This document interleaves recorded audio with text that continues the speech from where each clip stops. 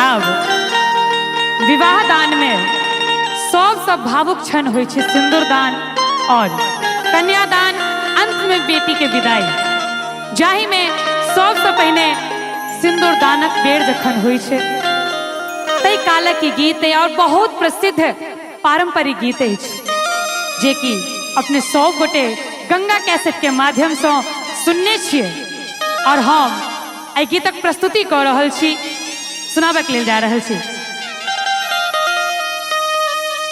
दुल्हा सिंदूर लियो हाथ, सोने सुपारी के साथ, दुल्हा सिंदूर लियो हाथ, सोने सुपारी के साथ, सीता उघारी लियो मांग, सिंदूर लैले, सीता उघारी लियो मांग, सिंदूर लैले, दुल्हा सिंदूर लियो हाथ, सोने सुपारी के साथ, दुल्हा सिंदूर लियो हाथ, सोने सुपारी के साथ, सीता उघारी लियो मांग, सिंदूर लैले, सीता उघारी लियो मांग, सिंदूर लैले।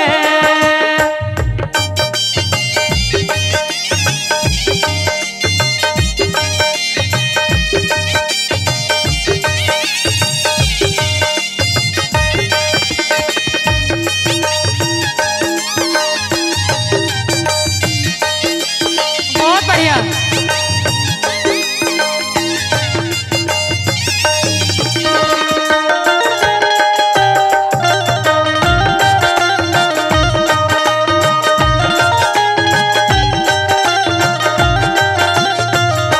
और मिथिला के संस्कृति के ध्यान में रखैत प्रभु श्री राम अयोध्या से जखन बरियाती लऽ कऽ एलखिन, कोन रूप में कोन वेशभूषा में एलखिन से देखियो। रघुवर सिर पर शोभन मोर, सीता सब दिन पूजति गौर, रघुवर सिर पर शोभन मोर, सीता सब दिन पूजति गौर, सीता उघारी लियो मांग, सिंदूर लैले, सीता उघारी लियो मांग, सिंदूर लैले। और आप बेर होय छे जयमाला के, सखी बहिन सब सीता जी के कहे छथिन, सीता माला लियो हाथ, दियो रघुवर के माथ, सीता माला लियो हाथ, दियो रघुवर के माथ, सीता उघारी लियो मांग, सिंदूर लैले, सीता उघारी लियो मांग, सिंदूर लैले।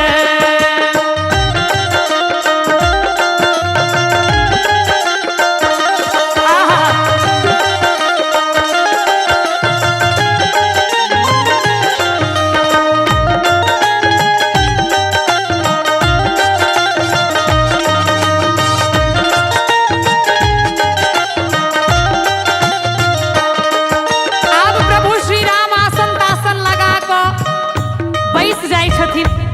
आब सखी बहिन सब गबै छथिन, राम जी बैसला आसन मार, प्रीत मुकुट उतार, राम जी बैसला आसन मार, प्रीत मुकुट उतार, सीता बैसली मांगू घर जनकपुर में, सीता बैसली मांगू घर जनकपुर में, लक्ष्मण अनलन एक चीर, लेलन सीता जी पहिर, लक्ष्मण अनलन एक चीर, लेलन सीता जी पहिर, अब त भइए गलन ब्याह, सीता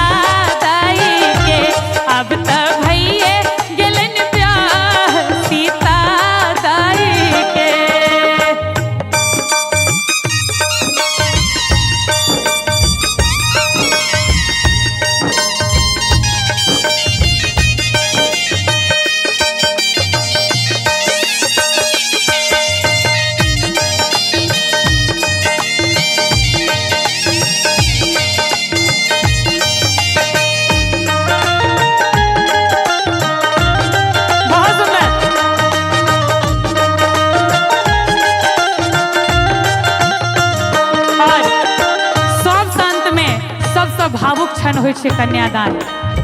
जखन कन्यादान के बेर होइ छै तऽ एकटा पिता और बेटी दुनू के अंदर बहुत हिम्मत हेबाक चाही, जेकरा पाइल पोस कऽ एतेटा के केला के बाद कोनो अनजान घर में एते खुशी खुशी भेज रहल छथिन। ओ कतेक भावुक क्षण छै कन्यादान के अंत में। बाबा करियो कन्यादान, शुभे शुभ के खइयो पान। बाबा करियो कन्यादान, शुभे शुभ के खइयो पान। कि बाबा करियो कन्यादान, शुभे शुभ के खइयो पान। आजू बेटी भेलियान सिंदूर लई के।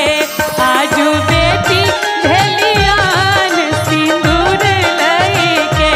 बाबा करियो कन्यादान, शुभे शुभ के खइयो पान। बाबा करियो कन्यादान, शुभे शुभ के खइयो पान। आजू बेटी भेलियान सिंदूर लई के। आजू बेटी भेलियान सिंदूर लई के।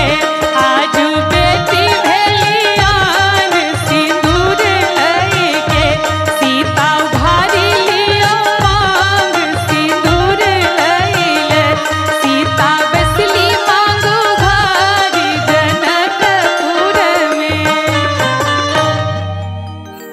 हमारे इस चैनल मिथिला जंक्शन को लाल बटन दबाकर सब्सक्राइब करें व घंटी के निशान का बटन दबाएं ताकि सभी नए वीडियो आप तक तुरंत पहुंचे, बिल्कुल मुफ्त।